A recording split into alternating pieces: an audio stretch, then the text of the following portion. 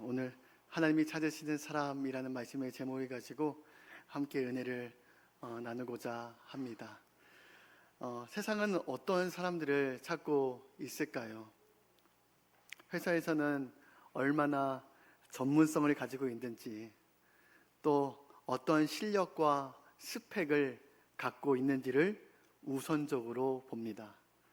세상은 사람을 뽑을 때 이력과 경력, 수상 경력으로 등급과 점수를 매겨서 사람을 평가합니다. 더욱이 요즘은 사회생활에서 잘 화합할 수 있는지 사람의 인성과 사회성도 많이 본다고 합니다. 그러나 이에 반해 하나님은 오늘날 어떠한 사람들을 찾고 계실까요? 하나님은 사회에서 얼마나 높은 자리에 있는지, 얼마나 많은 재력이 있는지, 얼마나 지식이 고상한지를 보고 선택하시지 않습니다. 얼마나 하나님을 사모하는가, 얼마나 하나님을 갈망하는가, 그 마음을 가진 사람들을 지금까지 하나님이 찾으셨고 그들을 귀하게 쓰셨습니다. 하나님은 그 당시 가장 비천한 직업을 가졌던 다윗을 선택하시고 배움이 모자란 어부였던 그 베드로와 제자들을 택하여 사용하셨습니다. 하나님은 어떠한 사람을 주목하고 계실까요? 돈, 능력, 리더십? 아닙니다. 얼마나 하나님을 사모하는가, 얼마나 하나님을 갈망하는가, 하나님의 그 마음을 보시는 줄 믿으시기 바랍니다. 오늘 본문에서 예수님은 예루살렘에서 북쪽 갈릴리로 올라가실 때 사마리아 땅으로 지나가셨습니다. 예수님은 갈릴리로 가실 때 왜 사마리아 땅을 통과하여 가셨을까요? 사마리아 땅은 모든 유대인들이 지나가기를 꺼려하는 땅이었습니다. 유대인들은 사마리아 사람들과 상종하지도 않았습니다. 심지어 유대인들은 북쪽에 위치한 갈릴리로 갈 때에 사마리아를 통과하는 빠른 길로 가는 것이 아니라 멀리 우회하는 길인 요단 동편으로 갈 정도로 유대인들은 사마리아인들을 부정하다고 멸시했습니다. 유대인들이 사마리아인들을 부정하게 여기게 된 역사적인 이유가 있었습니다. 이전에 북이스라엘이 아수르에 멸망하고 나서 아수르는 사마리아 땅에 여러 이방 사람들을 이주시켜 그들의 종교와 민족을 섞어버리는 혼합주의적인 정책을 펼쳤습니다. 그리하여 사마리아의 이방인들이 유입되어 민족적인 그런 순수성과 단일성이 다 흐트러지고 또한 종교 혼합주의적인 모습이 나타나게 되었습니다. 이때부터 유대인들은 사마리아인들을 부정하게 여기게 된 것입니다. 그런데 이러한 유대인 중에 한 분이셨던 예수님은 갈릴리 지역으로 가실 때에 사마리아 땅으로 특별히 통과하여 가셨습니다. 유대인으로서 일반적이지 않은 행보였습니다. 사실 예수님이 사마리아 땅으로 가신 특별한 이유가 있었습니다. 그 이유는 사마리아 땅에 특별히 만나야 할 사람이 있었기 때문입니다. 사마리아 땅에 구원해야 할 한 영혼, 하나님을 갈망하며 목말라 하는 한 영혼이 있었기 때문에 예수님은 특별히 사마리아 땅으로 가신 겁니다. 요한복음 4장 4절 5절 말씀 함께 봉독하겠습니다. 유다를 떠나사 다시 갈릴리로 가실새 사마리아를 통과하여 하겠는지라. 아멘.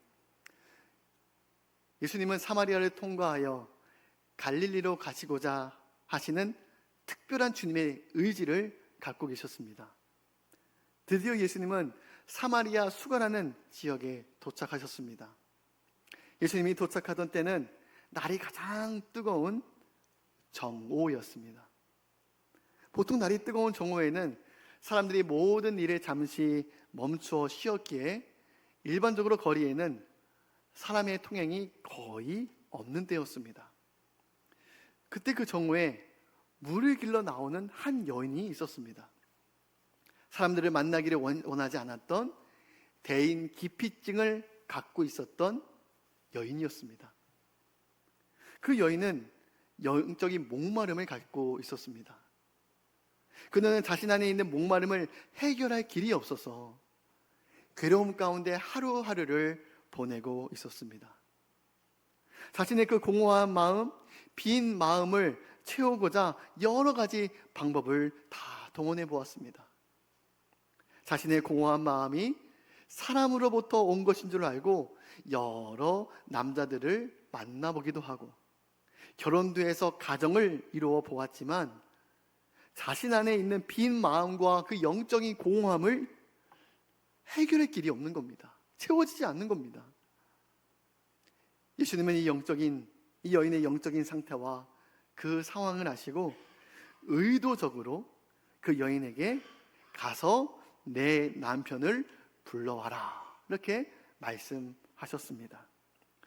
그때 이 여인은 뭐라고 대답하냐면 내게 남편이 없습니다 라고 이렇게 대답을 했습니다. 예수님은 이미 그 여인이 지나온 모든 인생을 다 알고 보셨기에 예수님은 그 여인에게 너에게 남편 5이 있었고 지금 있는 자도 내 남편이 아니니 내 말이 참되도다 라고 그렇게 말씀하셨습니다. 그 여인은 여러 남편을 다 두어 보았지만 자신 안에 있는 깊은 영적인 목마름을 해결하지 못했다는 겁니다. 예수님은 이러한 여인에게 먼저 찾아가 물을 달라고 말씀하십니다.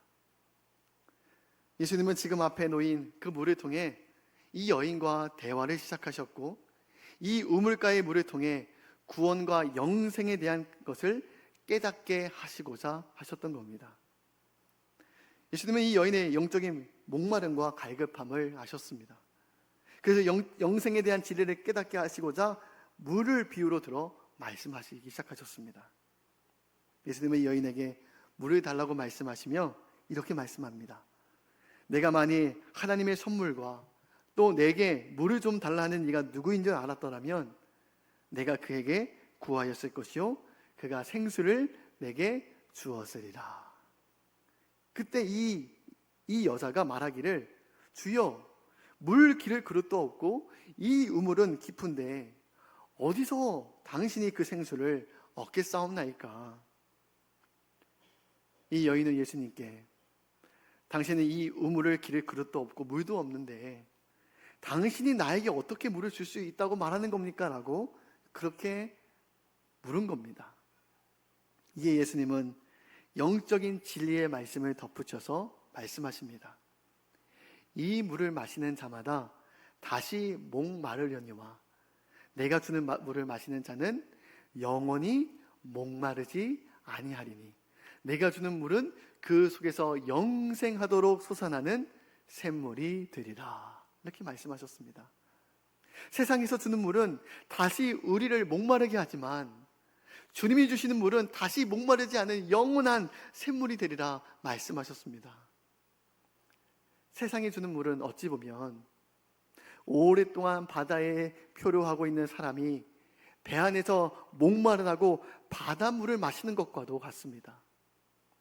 목마르다고 나트륨이 가득한 바닷물을 마시면 더 큰 갈증과 탈주 증상으로 사람이 죽음에 이르기도 합니다. 마찬가지로 우리 안에 그 목마름의 실체를 여러분 깨닫지 못하면 세상의 것으로 채우다 보면 더 큰 영적인 목마름과 영적인 갈증이 일어난다는 겁니다. 그 갈증이 점점 우리를 메마르게 해서 영적인 기아 상태에 빠지게 만든다는 겁니다. 그러나 이에 반해 예수님이 주시는 물이 있습니다. 예수님이 주시는 물은 세상이 주는 물과 달라서 우리 안에 영생하도록 솟아나는 샘물이 된다고 말씀하셨습니다. 세상이 줄 수 없는 참된 만족이 예수님께 있다는 겁니다. 지금 이 여인은 자신에게 꼭 필요한 것이 지금 무엇인지, 자기 자신도 무엇이 필요한지를 제대로 알지 못했습니다. 내 인생의 목마름의 원천이 어디서 비롯됐는지 모르는 이 여인은 자신의 목마름을 해결해 줄 수 있다는 그 예수님의 말씀을 듣게 되었습니다. 그래서 그 주님의 말씀을 들을 때 그 여인의 귀가 솔깃해질 수밖에 없었습니다. 자기 인생의 궁극적인 문제와 그 필요에 대해 예수님이 전곡을 찌르듯이 말씀하셨기 때문입니다. 내가 주는 물을 마시는 자는 영원히 목마르지 않게 될 거야. 여러분, 이 말씀을 들은 여인은 얼마나 궁금했겠습니까? 예수님이 주시는 물은 어떤 물일까? 사실 이러한 영적인 갈망을 가지고 있었기에 예수님이 이 여인을 찾아오신 겁니다. 여러분, 하나님은 우리가 내 안에 있는 목마름을 가지고 주님 앞에 나아갈 때 하나님이 여러분들을 분명하게 만나 주실 겁니다. 주님이 내 안에 오시면 우리는 더 이상 목마르지 않습니다. 주님이 내 안에 오시면 세상이 줄 수 없는 참된 만족을 여러분 경험하게 됩니다. 정말 예수님만으로 나는 만족합니다라는 그 고백이 우리 안에서 일어나게 됩니다. 그런데 사마리아 여인과 예수님이 이러한 대화를 하시다가 갑자기 예배에 대한 문제로 화제가 전환되게 됩니다. 이 여인은 말하기를, 우리 조상들은 이 산에서 예배하였는데 당신들의 말은 예배할 곳이 예루살렘에 있다 하더이다, 이렇게 말합니다. 이 여인은 자신의 목마름에 대한 문제에서 남편에 대한 이야기로 넘어가게 되고 이제는 갑자기 예배에 대한 이야기로 화제가 전환되게 됩니다. 이 여인은 예수님과 이렇게 대화하는 중에 갑자기 자신의 깊은 내면의 문제를 들여다보게 된 겁니다. 남편을 수도 없이 바꿔보았지만 내 안에 해결되지 않았던 그 목마름의 문제가 바로 예배였음을 깨닫게 된 겁니다. 지금까지 내 삶에서 남편이 문제인 줄 알았는데 예수님을 만나보니 그게 아니라 내 예배가 문제였구나를 알게 된 겁니다. 내 안에 채워지지 않았던 그 깊은 목마름이 예배로 인한 목마름이었구나, 영적인 목마름이었구나, 하나님에 대한 목마름이었구나를 알게 된 겁니다.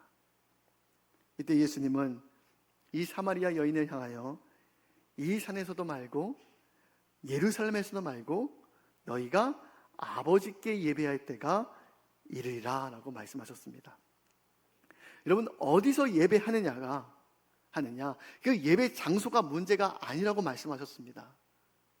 주님은 예배하는 대상과 때에 대해서 말씀하셨습니다. 예배는 하나님 아버지께 드리는 것이지 예배의 장소가 중요한 것이 아니라는 겁니다. 웅장한 성가대가 있는 교회, 파이프 오르간으로 찬양하는 교회에서 드리는 예배를 하나님께 기쁘게 받으시는 것이 아니라, 교회가 크고 교육 시스템이 잘 되어 있는 교회가 중요한 것이 아니라 우리가 하나님 아버지께 정말 예배를 드리고 있느냐가 중요하다는 겁니다.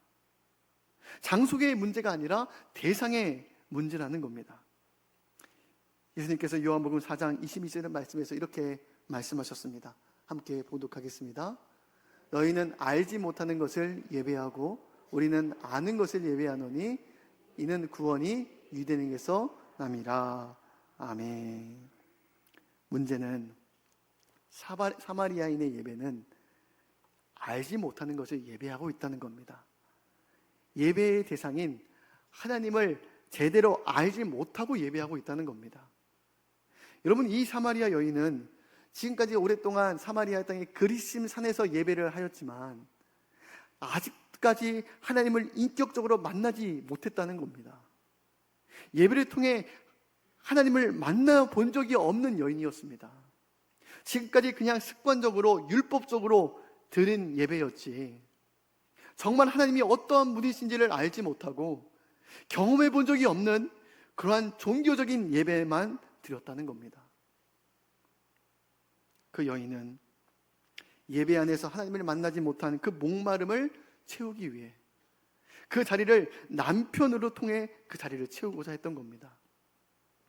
하나님으로 채워야 할 그 자리에 세상의 것, 남편을 둔 게 문제였다는 겁니다. 남편이 내 안에 목마름을 채워줄 수 있을까요? 남편이 내 마음에 참된 만족을 줄 수 있을까요? 돈이 나에게 참된 만족을 줄 수 있습니까? 일과 성공이 나에게 참된 만족을 줄 수 있을까요? 절대로 그 만족을 우리에게 줄 수 없습니다. 아니면 이 교회 저 교회 교회를 바꾼다고 이 목마름의 문제가 해결될까요? 아닙니다. 주님은 교회 장소의 문제가 아니라고 말씀하십니다.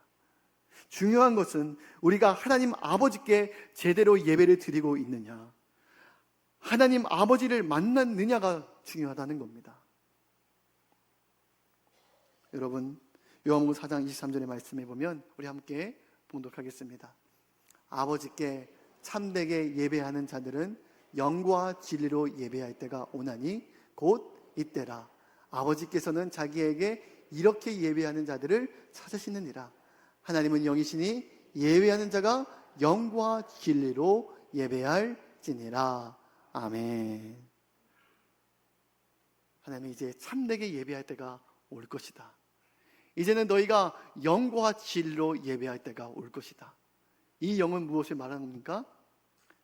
성경은 보면 말씀하십니다. 하나님 아버지께서 구하는 자에게 성령을 주시지 아니하시겠느냐. 이제 너희가 참으로 예배할 때가 오는데 성령으로 예배할 때가 이제 올 것이다. 주님께서 그렇게 약속하셨습니다. 그리고 진리로 예배할 때가 온다. 이 진리는 무엇입니까? 바로 진리의 말씀 되신 예수 그리스도를 말씀하신 겁니다. 너희들이 그렇게 오랫동안 그리스도인산에서 예배하고 있었지만 그 예배의 대상과 중요 마음이 어떤 마음이었느냐? 다 너희들이 듣고 싶고 원했던 인본주의적인, 기복주의적인 그것을 여러분들이 듣기 좋아하고 원했던 그런 예배만 드리지 않았느냐?